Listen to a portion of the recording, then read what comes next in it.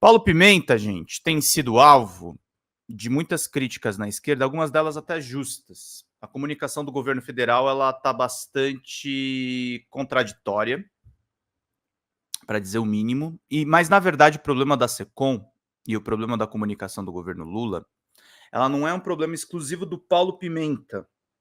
É um problema do nosso campo político. O nosso campo político ele teve alguns avanços na comunicação digital com a criação dos blogs progressistas lá nos anos 2000. Teve alguns progressos a respeito da comunicação, quando a gente pensa na comunicação contra-hegemônica na ditadura militar. Tem uma herança de luta política que a esquerda tem nas comunicações,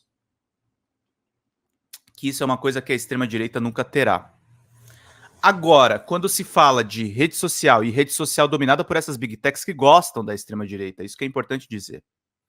A luta da comunicação é extremamente desigual, porque as big techs, e eu entrevistei aqui na Folha Democrata, inclusive, uma ex-integrante do Facebook, que é a nossa querida Deinha Mendes. Deinha Mendes foi editora-chefe do BuzzFeed Brasil, nos concedeu uma entrevista muito bacana, eu recomendo que vocês vejam nos nossos arquivos aqui, para ver o que eu conversei com ela naquela época. Era a época do PL, que foi apelidado pelo 247 de PL da Globo, mas era o PL da regulação das redes sociais.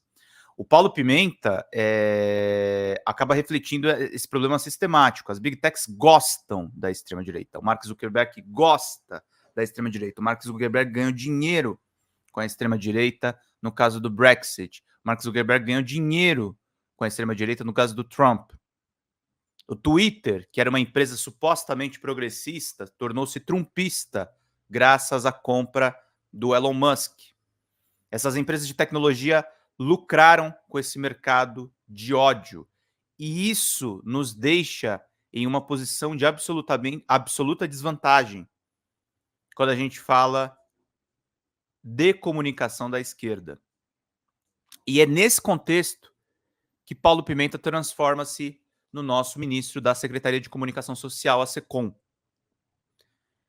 Então, gente, por mais que Lula tenha ganhado as eleições, por mais que Lula esteja no seu terceiro mandato como presidente do Brasil, um político numa posição inédita na história desse país, Paulo Pimenta não pode fazer milagre. A comunicação de esquerda tem inúmeros problemas.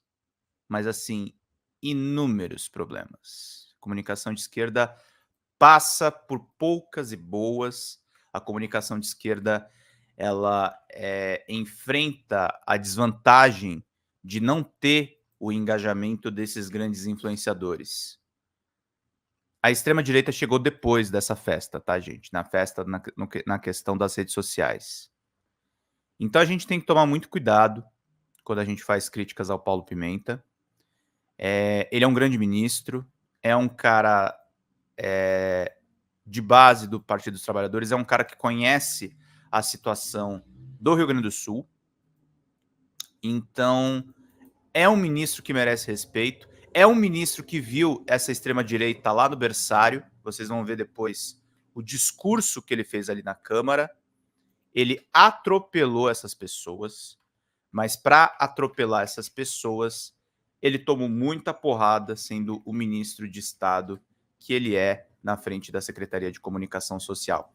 Aliás, todos os ministros tomam porrada nesse governo, porque uma coisa, gente, é você ser um parlamentar independente, um parlamentar que depende apenas da sua atuação congressual. Outra coisa é quando você assume um cargo de ministro, você está ali encastelado, com demandas por todos os lados, demandas inclusive dessa esquerda carente, essa esquerda que quer se comunicar melhor, essa esquerda que quer atingir as massas, essa esquerda que quer entender as redes sociais, mas que você tem ali várias demandas e você tem que responder a muitas pessoas para todo mundo ficar muito bem informado a respeito de tudo. Tanto é isso, gente, que o Pimenta está sendo vítima nesses dias, e isso é uma coisa que não é dita. Eu falo isso porque eu também fui vítima, eu fui citado na reportagem de capa ontem do Jornal Estado de São Paulo. O Jornal Estado de São Paulo está fazendo uma canalice que é uma invencionice de uma história,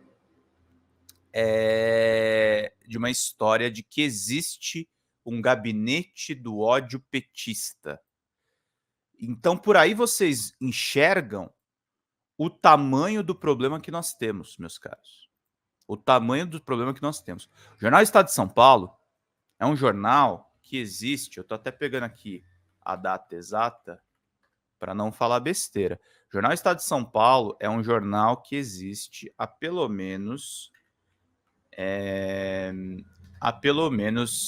deixa eu ver aqui, só que eu acabei de botar errado a conta. Ele existe pelo menos há 149 anos, quase 150 anos. É um jornal centenário. É um jornal que daqui a pouco vai completar 200 anos. Em pouquíssimo tempo vai completar 200 anos. E engraçado que mesmo velho, mesmo carcomido pelo tempo e pelos interesses do agro, o Estadão continua do lado errado da história, inventando mentiras, atacando as camadas populares. Parece que não aprendeu nada com a ditadura militar. Para quem não sabe, o Estadão apoiou a ditadura e foi um dos primeiros jornais censurados do regime. O Estadão conseguiu apoiar tudo de absolutamente errado. Foi contra Vargas no desenvolvimentismo do Brasil, por atender os interesses do agro paulista. Esse é o Jornal Estado de São Paulo. É um jornal que vem da ascensão de Lula, não pensa duas vezes, ele vira bolsonarista. Ele vira de extrema direita.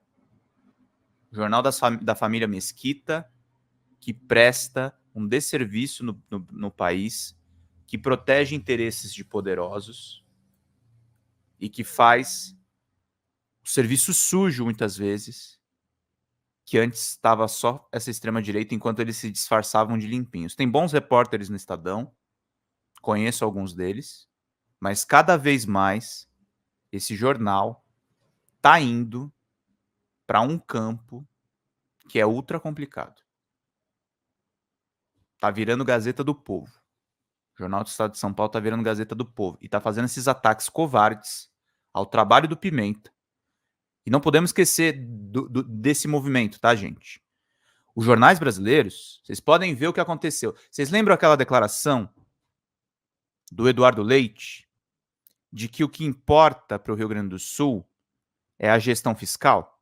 Ele falou isso para a Folha de São Paulo. Aquela matéria da Folha de São Paulo não era para detonar o Eduardo Leite. O Eduardo Leite foi detonado porque ele é burro. A mídia paulista,